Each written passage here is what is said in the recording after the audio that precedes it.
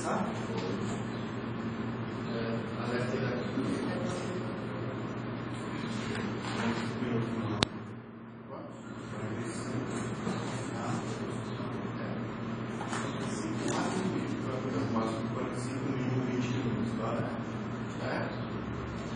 Bom dia, excelentíssimo professor Tadeu Alves, presidente dessa bancada, excelentíssimo professor Ariciele Belfort, excelentíssimo professor Edilson Maia, minha família, meu pai, minha mãe, irmãos, os demais presentes, recebam os cumprimentos deste graduando. Darei início agora à apresentação, à defesa da monografia, com intuito a ter título em bacharelado em Direito da Faculdade de Educação Santa Teresinha. Dá por título a persuasão do jurado enquanto processo de efetivação de justiça no Tribunal do Júri. Meu nome aqui é o Ferreira Vilela e meu orientador, o professor Edilson Maia, da Costa Santos. Trago como objetivo geral desse trabalho, para que os senhores possam entender melhor, eu busquei analisar que influência a persuasão exerce no jurado enquanto processo de efetivação de justiça no Tribunal do Júri. Vou fazer uma breve explanação da introdução do Tribunal do Júri. O Tribunal do Júri, como bem sabemos, não temos uma data específica, um momento, nenhuma história, nenhum povo em que o Tribunal do Júri tenha sido catalogado como início do Tribunal do Júri. A doutrina ela não permanece concisa, ela não se decidiu em relação a isso. Porém, nós podemos citar como marco teórico e jurídico a Inglaterra, em 1215, que o rei João Sem Terra restringiu o governo de um império absolutista e deu vida ao devido processo legal. O rei João Sem Terra ele tinha a finalidade de que, trazia a finalidade de que o cidadão ele não poderia ser restringido dos seus direitos, ele não poderia ser restringido dos seus bens, do seu patrimônio, da sua liberdade, sem que passasse pelo devido processo legal. Para a instituição do Tribunal do Júri, eu quero falar também do jurado, que é realmente o motivo, o foco de estudo desse trabalho monográfico. Bom, então o jurado, ele é realmente o mais visado dentro do Tribunal do Júri. Ele é a pessoa em que todos os olhos estão voltados para ele. O Tribunal do Júri, o jurado em si, ele é o juiz que irá presidir aquela sessão. Então, o jurado tem um procedimento de escolha. E para só que possamos nos situar em relação ao processo do Tribunal do Júri, não é exigido do jurado nenhuma condição especial. Ou seja, não é requisitado do jurado que ele tenha uma graduação, uma especialização jurídica sobre o assunto que ele vai sentenciar, que ele irá julgar. Não existe nenhum requisito essencial ou requisito especial para esse jurado. Então nós podemos observar que o que a lei pede é que o jurado seja maior de idade, tenha maioridade, tenha mais de 18 anos, 18 ou mais, tenha uma notória idoneidade, que apenas um comportamento bom perante a sociedade, seja um cidadão dentro da sociedade e que seja qualquer povo, que seja um integrante da sociedade, obedecendo o princípio de que os iguais irão julgar os seus iguais. O procedimento do Tribunal do Júri ele é um procedimento que julga crimes dolosos contra a vida. Contra a vida porque são crimes de maior relevância social. São crimes de homicídio, são crimes de infanticídio, ou seja, crimes que a sociedade valora mais. Que se não regulamentado da forma correta, a sociedade vai virar um completo caos. Então foi-se necessário regulamentar para que os integrantes ou juízes do povo possam julgar os seus iguais. Crimes dolosos porque partimos do princípio de que tem que haver a necessidade da vontade do agente na prática do crime. na infração, na prática do crime. Quando o réu ou o acusado ele pratica o crime, deve ser evidenciado de que ele realmente praticou aquele crime exercendo sua vontade. Ou seja, os crimes culposos que envolvem culpa não são de competência do tribunal do júri, apenas crimes dolosos contra a vida. Os quesitos utilizados pelos jurados para fazer a sua decisão são perguntados para os jurados questão de materialidade, se existe materialidade naquele processo, se existiu realmente o crime em si. Perguntam aos jurados sobre autoria e participação, autoria, se ele é o autor daquele crime ou se ele teve participação no crime em que ele está sendo acusado, e perguntam se o acusado deve ser ou não absolvido. Absolvido também, e eles perguntam sobre questões de aumento e diminuição de pena, se existem qualificadoras ou atenuadoras do crime que ele está sendo processado e julgado. Os princípios constitucionais do tribunal do júri é uma parte que eu gostaria que os senhores tomassem um pouco de atenção para ela. Os princípios constitucionais do tribunal do júri são muito importantes para este trabalho monográfico e para entendermos o que de fato queremos entender nesta pesquisa. O primeiro princípio, que eu não diferencio dos demais, mas trago ele com uma maior valoração de conhecimento, é o princípio da plenitude de defesa.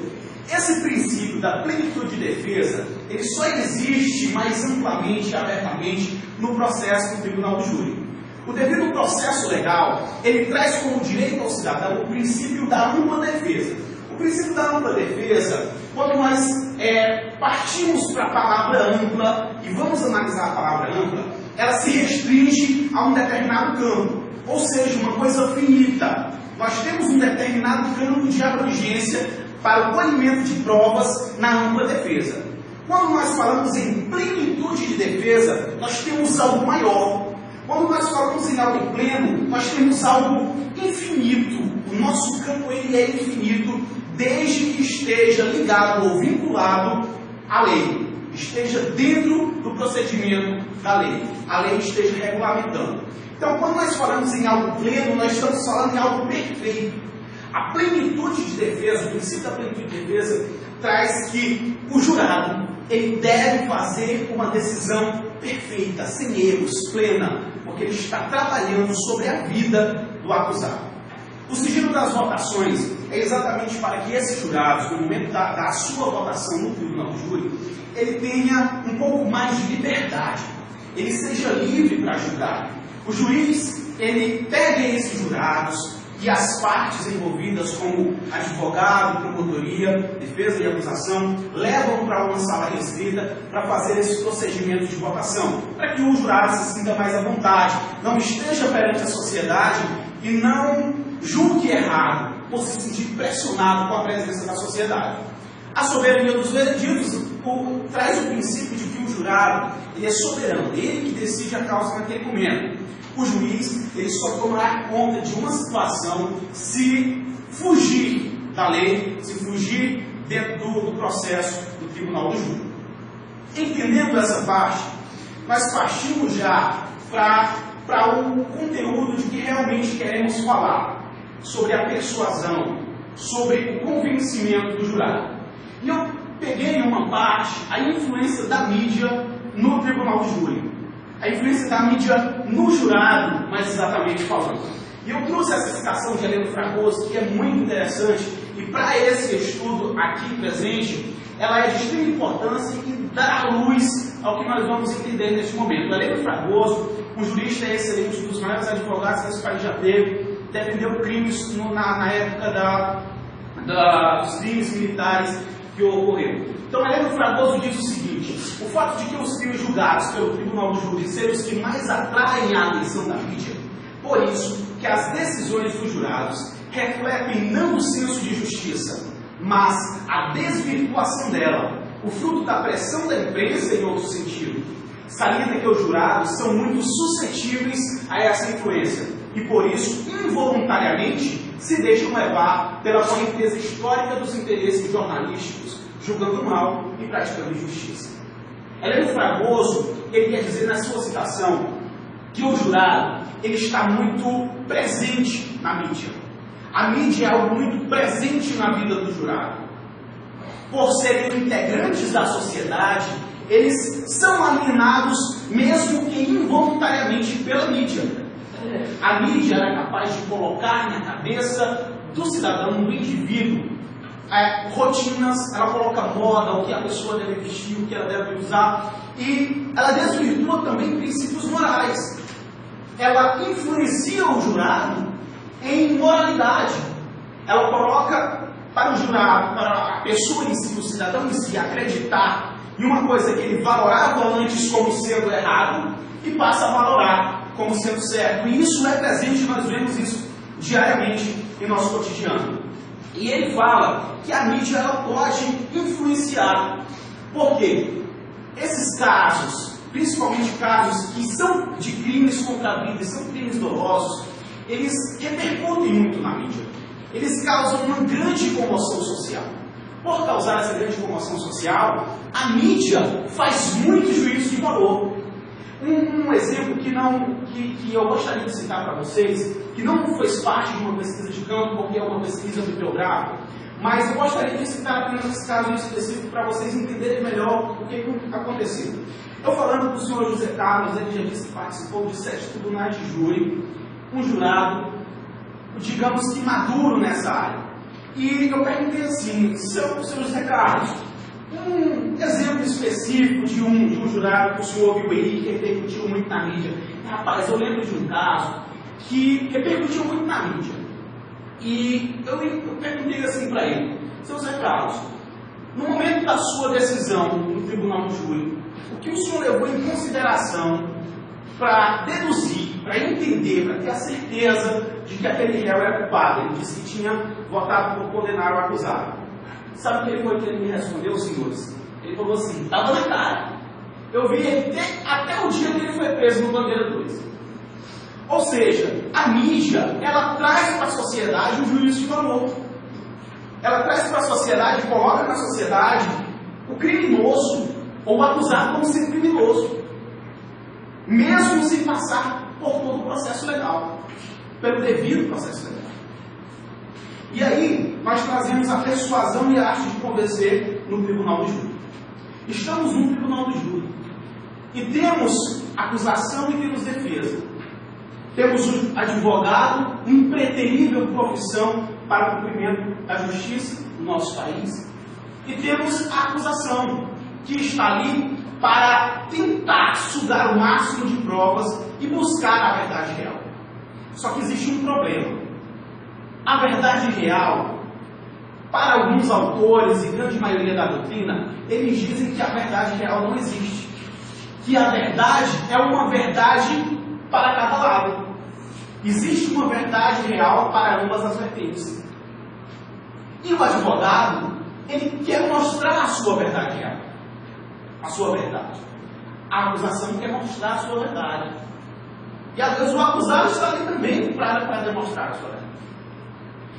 E eu parto da triatletização do tribunal do júri. Existe ou não existe um triatlo no tribunal do júri? Um diálogo no tribunal do júri. E nessa pesquisa, a maioria da doutrina que fala sobre esse tema, os doutrinadores em massa, eles falam que existe diálogo no processo do tribunal do júri. Primeiro porque o acusador, o promotor, ele está ali para cumprir o seu papel perante a sociedade e encontrar realmente o culpado naquela ocasião.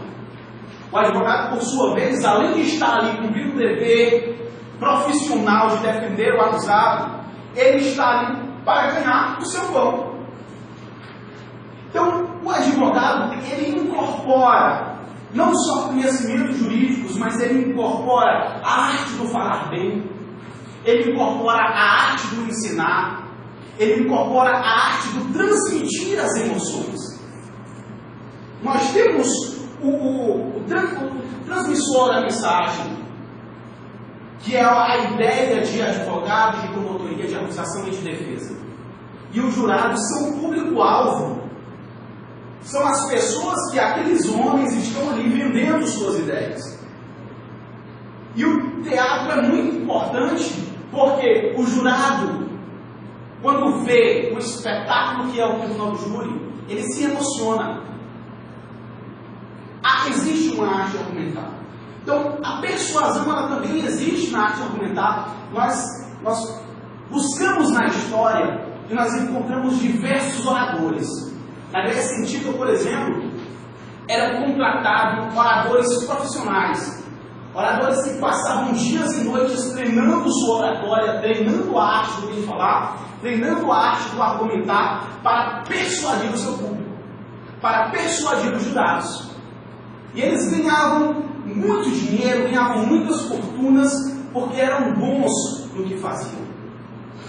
Com a arte do bem falar e do argumentar e do persuadir, reis ganharam guerras. Com a arte do persuadir, reis mandaram o seu povo inteiro lutar pelo seu reinado. Com a arte do persuadir, os governadores ganham políticas, ganham cargos até hoje. E eu quero falar também mais específico do advogado no tribunal do júri. O advogado, ele nos surge a pergunta: ele está ali cumprindo o seu papel de advogado ou o seu papel de ator? Porque o advogado, ele vai ali com todos os seus princípios, com todas as leis, com todas as jurisprudências e doutrinas, com todo o seu conhecimento jurídico aprendido no decorrer de toda a sua vida acadêmica e profissional. Mas ele está ali também para convencer os jurados da inocência daquele acusado. Talvez um acusado que de fato não tenha cometido um crime, mas que estava no lugar errado, na hora errada, que as circunstâncias o levaram para essa situação. E o advogado ele tem que demonstrar no espetáculo verbal. Os jurados eles estão ali para ouvir. Os jurados eles esperam ver um teatro, esperam ver um espetáculo. Com esse mesmo homem que eu estava falando, que foi jurado, o São José Carlos, eu perguntei assim: São José, o que o senhor espera de um advogado na hora que ele está fazendo a defesa do acusado? E rapaz, ele falou nessas palavras assim: paz, eu espero o melhor falar. Quero ver quem é o melhor que vai falar ali. Porque o que defender com mais segurança é o que realmente é a verdade. Então, eles são influenciados, o jurado, pessoas leigas, juízes do povo, que não têm conhecimento jurídico nenhum, muitas vezes, porque são de muitas partes da sociedade, mas a grande massa não tem um conhecimento jurídico específico sobre o que está sendo proposto para o seu julgamento, para julgar. E eles vão ali e se deixam levar pelas emoções, se deixam levar muitas vezes por falácias. Mas o espetáculo, a arte do bem falar, acaba nos levando a uma decisão. Muitas vezes, como eu disse Heleno Fragoso, decisão mal julgada, decisões injustas.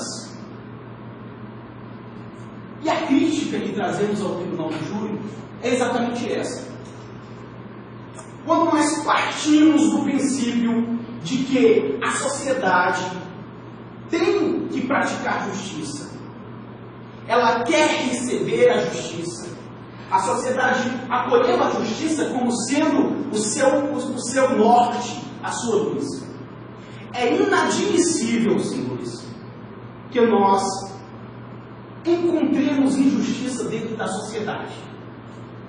É inadmissível que erros pairem sobre a sociedade.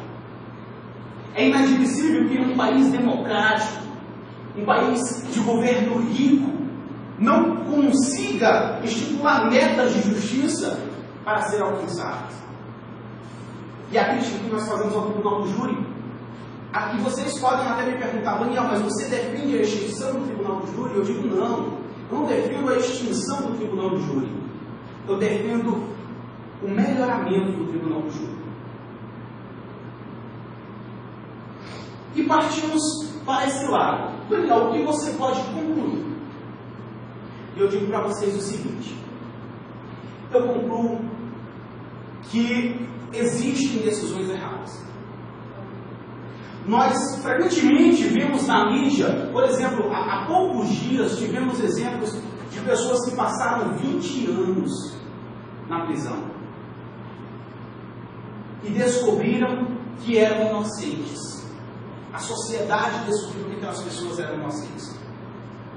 A sociedade os condenou porque os juízes, os jurados, juízes leigos, eles estão ali para julgar. E eles são ali representantes da sociedade. Os jurados, eles são representantes de toda a sociedade. Eles são a voz de toda a sociedade. E o homem ser condenado, toda a sociedade condenando aquele homem. Quando há um erro na justiça e coloca-se um acusado inocente atrás das grades, eu e todos vocês estão cometendo injustiças, porque eles estão dando voz às nossas bocas. Eles estão lá falando por nós. E eu defendo aqui hoje um melhor acompanhamento desses jurados. Eu defendo que os jurados eles passem por treinamentos jurídicos, porque nós precisamos de juízes leigos com sentimentos. Nós precisamos de jurados com sentimentos, que julguem com suas emoções. Mas nós precisamos também de jurados que julguem com as suas mentes, com a sua inteligência. O processo e o que se espera dos jurados, o que se espera daqueles juízes que estão ali julgando, nada mais é do que justiça. Seja que a justiça venha através de suas emoções, através da razão, mas que seja feita a justiça, que seja defendido o princípio constitucional da plenitude da defesa, que a justiça seja perfeita, que a decisão seja perfeita. E como nós podemos fazer isso? Se nós apresentamos uma problemática de que o júri ele tem a sua deficiência, como podemos melhorar? Senhores, o governo ele é muito rico e ele pode arcar com essas despesas. As câmaras judiciais podem promover cursos, promover capacitação desses jurados.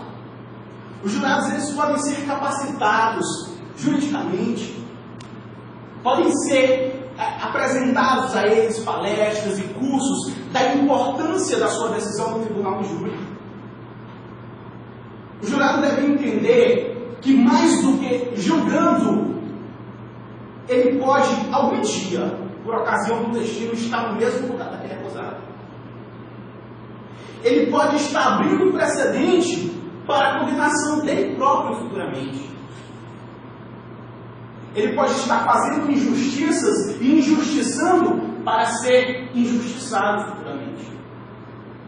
Então, exige-se que nós, como sociedade, como quem sempre clama por justiça, que sempre gostamos de apontar o dedo e julgar, possamos, pelo menos, fazer uma decisão justa, dentro dos princípios legais, morais e éticos da sociedade.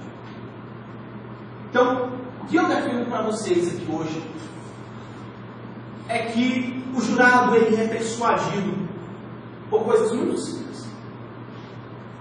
E o jurado ele não tem espaço, a sociedade não tem espaço para erros.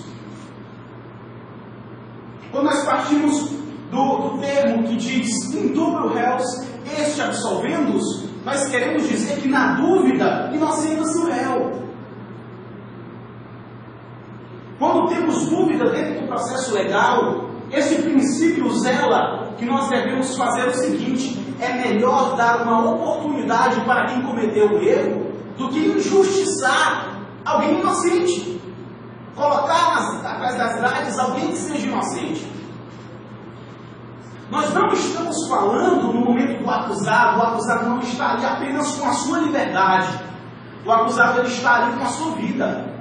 O acusado ele está ali com a vida da sua família, da sua mulher, dos seus filhos. O acusado ele não está ali apenas sendo acusado da prática de um crime. Ele está ali sendo julgado e possivelmente será condenado ele e a sua família. Ele estará à margem da sociedade. Daí a importância de nós termos uma justiça presente, de nós termos uma justiça plena, como defende o princípio da plenitude de defesa.